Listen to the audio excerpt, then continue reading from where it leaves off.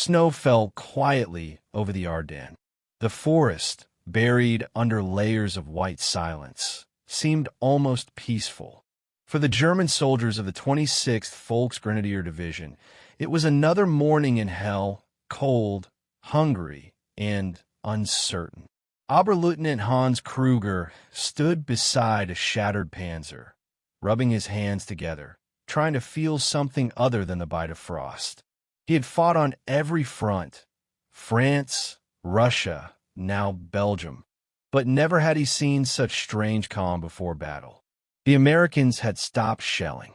The skies were quiet. It almost felt like mercy. Vielleicht sind sie endlich am Ende, muttert von auf Hayesmen. Maybe they've finally run out. Hans wanted to believe that, but he'd learned that the Americans never really ran out. Not of men, not of machines, not of surprises. Then the first barrage came. It wasn't like anything he'd ever heard before. No whistling of shells, no predictable rhythm. Just a strange, thunderous ripple. And then, suddenly, chaos. The snow exploded in midair, tearing through the forest. Men screamed, clutching at wounds that came from nowhere. There was no crater, no impact, just detonation in the air itself. Hans hit the ground, his helmet ringing. Was zur Hölle war das? Nobody knew. They thought maybe the shells had hit tree branches. Maybe it was luck. But then it happened again, dozens of them, exploding above the tree-line, slicing through the fog like invisible scythes. In minutes, an entire platoon vanished. Later, in a half-collapsed barn, Hans sat trembling beside Medic. He wasn't afraid of death anymore. But this was something else. He whispered to himself, "The air itself kills us now." The air. A rumor spread among the troops. The Americans had created smart shells, artillery that knew when to explode as if it could think. Some called it witchcraft. Others said it was divine punishment. But the truth, hidden in American laboratories and guarded with silence, was a tiny device no larger than a walnut, the proximity fuse. Each shell carried a small radio brain that sensed distance. It felt when it was close enough to a target and detonated at the perfect height. No more wasted shots. No more guessing. Just efficient death delivered from the sky. The U.S. soldiers called it a game changer. The Germans called it unfair. And in that frozen forest, under the weight of a collapsing offensive, men like Hans Kruger learned that technology, not courage, would decide the fate of the war. The blizzard had swallowed the Ardennes whole. American units were advancing again, cautiously, step by step, behind a curtain of fire and thunder. Hans Kruger's unit, what was left of it, had fallen back into a small Belgian village near Bastogne. The streets were frozen, the windows shattered, and the bodies of horses lay stiff under the snow like broken statues. He could barely recognize his men anymore.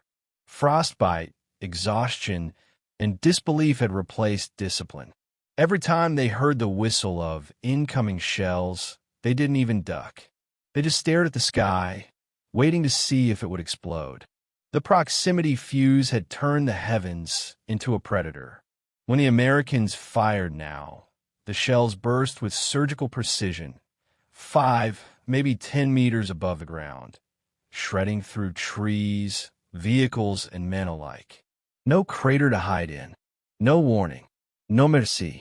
By mid-December, the German advance was dying faster than anyone had imagined.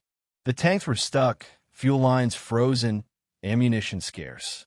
And yet the Americans, outnumbered, surrounded in Bastogne, kept fighting back with terrifying accuracy. It wasn't their numbers. It wasn't luck. It was technology. One U.S. officer later said, "We didn't outfight them. We outsmarted them." In Washington, months earlier, scientists at Johns Hopkins and engineers at Bell Labs had built something they weren't even allowed to talk about. Tiny radio transmitters sealed inside glass and metal. They sent out signals, waiting for the echo, and when the echo bounced back from something nearby, the fuse knew it was time.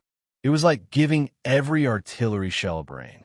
The invention was top secret. Only a few generals even knew it existed.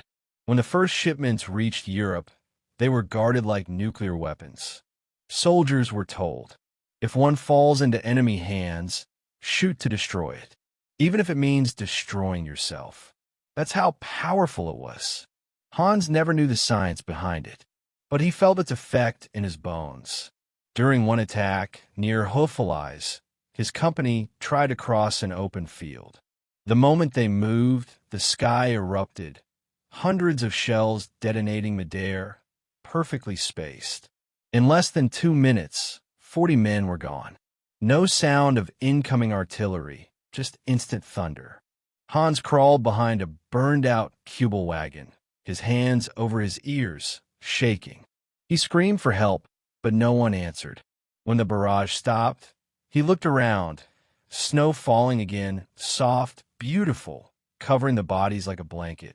The war had gone quiet, and in that silence, Hans understood something terrible. There was no honor left in dying like this. Meanwhile, American gunners watched from miles away through binoculars. One of them, Sergeant William Bill Harris, whispered, "That was clean. Too clean." He didn't celebrate. He didn't cheer, because deep down, he knew this wasn't just a victory of men, but of invention. They had created something that removed the chaos of war, but also its humanity. Each explosion felt less like vengeance and more like inevitability. By January 1945, the German offensive had collapsed completely. The snow was red and black now, mixed with oil, smoke, and blood. The Battle of the Bulge had become the last gasp of the Reich. And when it ended, the Americans realized they hadn't just won a battle. They had crossed a line. Technology had proven it could end wars faster than men could fight them. And soon it would do so again, on a scale no one could imagine.